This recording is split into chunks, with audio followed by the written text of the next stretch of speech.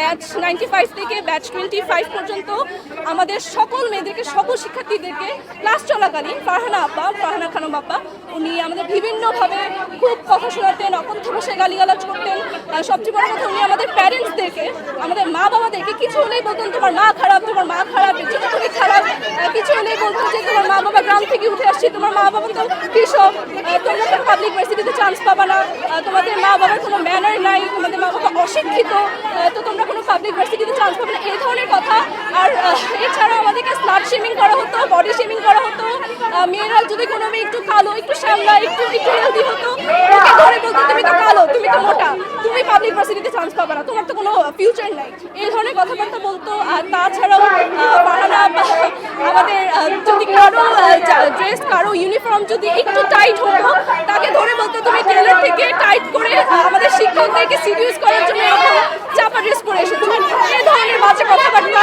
তাছাড়াও আমাদের যদি কখনো বৃষ্টি হয়, এটা স্বাভাবিক যে মেয়েরা ভিজবে, তো সেখানে তিনি বলতো যে গা ভিজিয়ে তোমাদের শরীর দেখিয়ে তোমরা আমাদের শিক্ষকদেরকে সিরিয়াস করতে যাচ্ছ।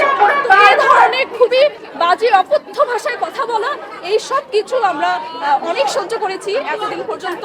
এখন আমরা সবাই মিলে আজকে একসাথে হয়েছি, এগুলো আমরা সহ্য করবো না, এর জন্যই মেনলি আমাদের এই আন্দোলনটা করা। তো আমাদের আপডেট হলো, আমাদের যে ফিজিক্স ডিপার্টমেন্টের হেড যে ফারহানা খানম আপা, উনি এখন পর্যন্ত পদত্যাগ করে দিয়েছেন, উনি সাইন করেছেন। সমস্ত প্রোটোকল মেনটেন করে আর্মিরা, সেনাবাহিনীদেরকেও ডাকা হয়েছে, তো সব প্রোটোকল মেনটেন করে ওনাকে সুস্থভাবে সাবধানে বাসায় পাঠানো হবে। এরপর আমরা আমাদের যে অধ্যক্ষ কেকারা চৌধুরী আপা, তাকে পদত্যাগ করার জন্য এই আন্দোলনটা শুরু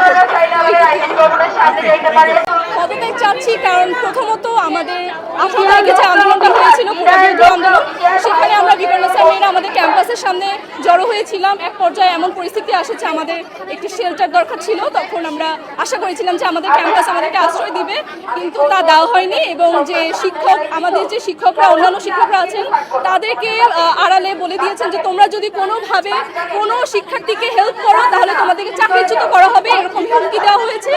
তো এই কারণে আমাদের অবশেষে সিদ্ধেশ্বরীতে আশ্রয় নিতে হয়। এটা হলো প্রথম অভিযোগ। এবং এরপরে যে অভিযোগগুলো আছে, প্রথমত আমরা জানি এবং আমরা প্রচুর এভিডেন্স পেয়েছি, প্রচুর প্রমাণ পেয়েছি। এছাড়াও ফেসবুকে অনেক ভিডিও, ইতিমধ্যে একটা ভিডিও ভাইরালও হয়েছে যেখানে ফারহানা আপা অকথ্য ভাষায় আমাদের গালিগালাজ করছিলেন। তো এভাবেই আমরা অনেক এভিডেন্স আমাদের কাছে জমা আছে। তো সেখানে হলো মেইনলি যেটা আছে যে কেকা আপা আমাদের যে অধ্যক্ষ এবং আমাদের ফিজিক্স ডিপার্টমেন্টের যে হেড ছিলেন, অলরেডি তিনি পদত্যাগ করে দিয়েছেন, সাইন করেছেন। তো ওনারা দুইজন মিলে বিভিন্ন দুর্নীতিতে জড়িত ছিলেন, এটা আমরা যথেষ্ট প্রমাণ পেয়েছি।